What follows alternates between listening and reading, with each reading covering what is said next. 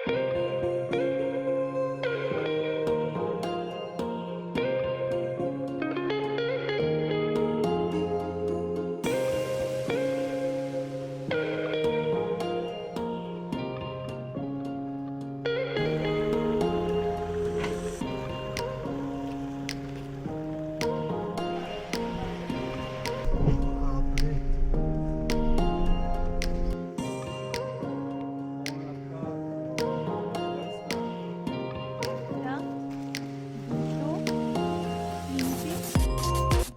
Morning friends and welcome back to our channel and I am back with a new blog. তো তোমরা north Bengal ট্রিপের blog তো দেখছি, তো কেমন লাগছে সবাই জানিও।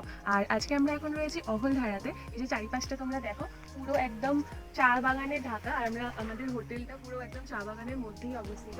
এখান থেকে ভিউটাও কাঞ্চনজঙ্ঘার খুবই ভালো আসে। আজকে আমরা এখান থেকে বেরিয়ে যাবো হচ্ছে লাভা লোলেগাঁও। যাওয়ার আগে তোমাদের দেখিয়ে দিই, আমরা যে এসেছিলাম এই রাস্তাটা থেকেই ধরেই এসেছিলাম। এই রাস্তা ধরেই উপরে উঠতে হয়। দেখো তোমাদের একটু দেখাচ্ছে কতটা অফ রোডিং আর কতটা খাড়া রাস্তা।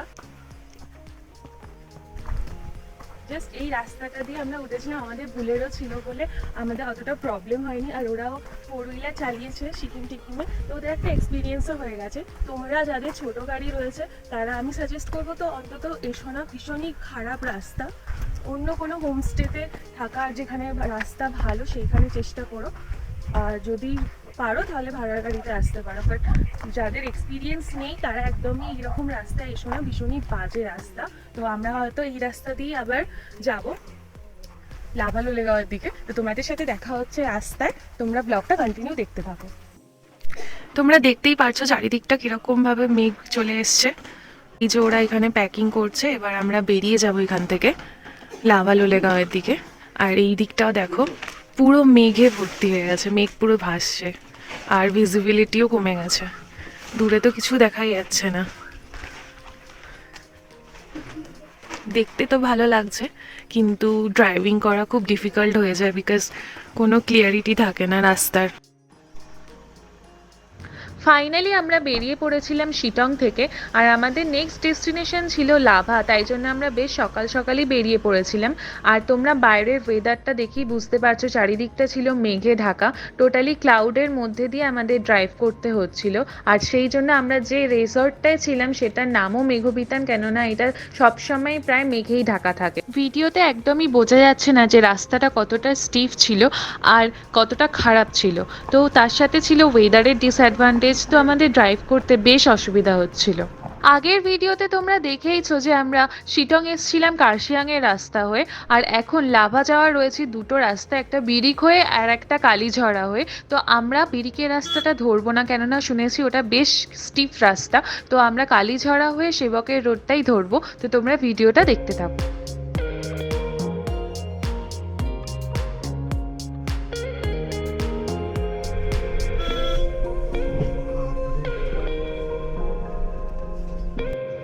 দাদা গাড়ির বাইরে বেশ কিছু অ্যাঙ্গেল থেকে কিছু ভিডিও নেওয়ার চেষ্টা করছিল, যাতে তোমাদের সাথে আমরা শেয়ার করতে পারি যে রাস্তার কন্ডিশন কতটা খারাপ ছিল।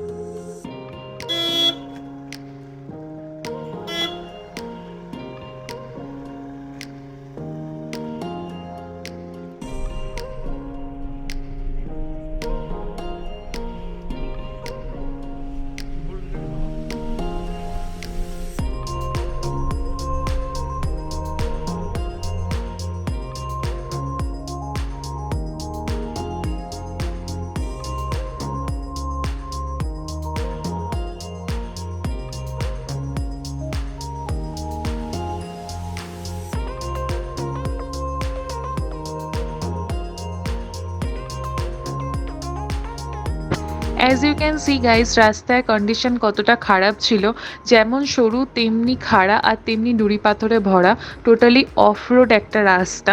তো এখান দিয়ে ড্রাইভ করা ইটস নট সো ইজি। দেখে মনে হলে সোজা, বাট এতটাও সোজা না, খুবই ডিফিকাল্ট। বাট আমাদের কাছে অ্যাডভান্টেজ এটাই ছিল যে ওরা দুজনেই ভালো ড্রাইভ করতে পারে, তো একজন গাইড করে দিলে আর একজন ড্রাইভ করে, অথবা ওরা দুজনে অল্টারনেট করে ড্রাইভ করে। তো সেরকম অসুবিধার মধ্যে আমাদের পড়তে হয়নি। তো তোমরা বলো, তোমরা কারা কারা এই রাস্তা দিয়ে গেছো?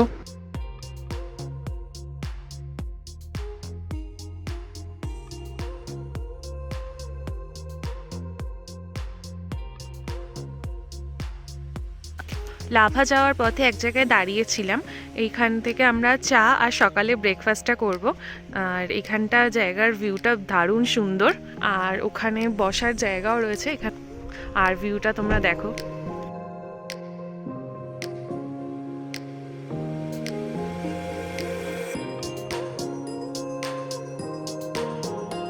তো এসে গেছে আমাদের ব্রেকফাস্ট।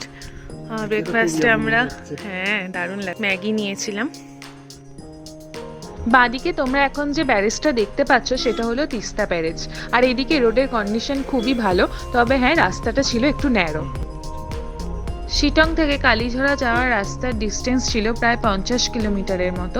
আর খারাপ রাস্তা ভালো রাস্তা মিলিয়ে ড্রাইভ করতে করতে প্রায় 1.5 ঘন্টার মধ্যেই আমরা পৌঁছে গেছিলাম কালীঝরা। আর এখান থেকেই আমরা বাঁদিকে টার্ন নিয়ে ধরবো সেবক রোড।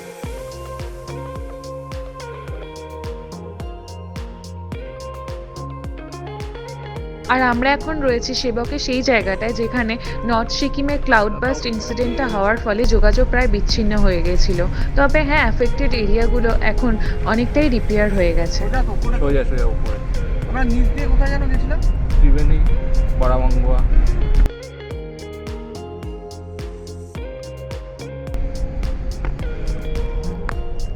এখান থেকে বাদিকে যে রাস্তাটা নেমে যাচ্ছে সেটা সোজা যাচ্ছে সিকিমের দিকে। আর আমরা যেহেতু যাব লাভা, তাই আমরা ধরে নিয়েছি কালিম্পং এর রাস্তাটা। দারুণ দারুণ। লাভা ঢোকার বেশ কিছুটা আগের থেকেই ওয়েদারের একটা হিউজ চেঞ্জেস আসে, আর টোটালি ক্লাউডি ওয়েদার হয়ে যায়, পুরোটাই মেঘে ঢাকা। যেরকম আমরা শিটংয়ে পেয়েছিলাম এক্স্যাক্টলি সেরকমই ওয়েদার ছিল, তবে ক্লাউডস ছিল আরও বেশি, আর ঠান্ডা তুলনামূলকভাবে অনেক অনেক বেশি ছিল।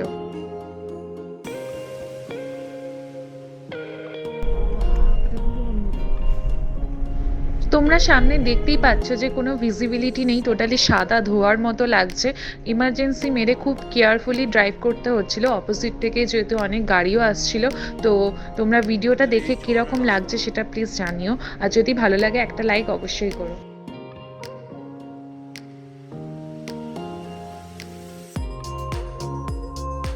এখন ঘড়িতে বাজে 3:30, আর এখন আমরা পৌঁছে গেছি লাভা মেন মার্কেটের উপরেই আমাদের হোটেলটা রয়েছে। হোটেলটার নাম হচ্ছে ইউনিকি। আগামী দুদিন আমরা এই হোটেলটাতেই থাকবো, তো তোমাদের রুমটা দেখে নিই। আগে চলে আমাকে রেখে দিয়েছি। এটা হচ্ছে রুম, ছোট আর খুব সুন্দর। আর এখান থেকে সুন্দর ভিউ আছে। এটাও দেখা সুন্দর ভিউ আছে এখান থেকে। এখন এত মেঘ যে কিছু দেখা যাচ্ছে না আর কি। আর নিচেও সুন্দর কার্পেট পাতা, বেশ সুন্দর। আর একটা টিভিও আছে এখানে, ঠিকঠাক। আর তোমরা যদি এই হোটেলটা বুক করতে চাও, আমি ডিসক্রিপশনে নাম্বার দিয়ে দেবো হোটেলের। বিশাল ঠান্ডা এখানে, মানে ডেঞ্জারাস লেভেলের ঠান্ডা। -1-2 তো আছে হয়তো, আর তার মধ্যে কিচ্ছু সামনে দেখা যাচ্ছে। কুয়াশা না, এটা বৃষ্টি, মেঘ, ভারী মেঘ, এটা বৃষ্টি হয়ে যাচ্ছে।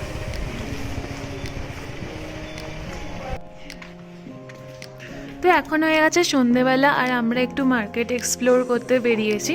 বাট সবার আগেই যেটা দরকার, একটু গরম গরম চা, সেটা খাওয়ার জন্য আমরা এখানে একটা ছোট্ট রেস্টুরেন্টে এসেছি। তো সবাই ঠান্ডায় কাঁপছে, প্রচণ্ড ঠান্ডা এখানে, প্রচণ্ড বেশি ঠান্ডা। বরফের জায়গাতেও এত ঠান্ডা নেই।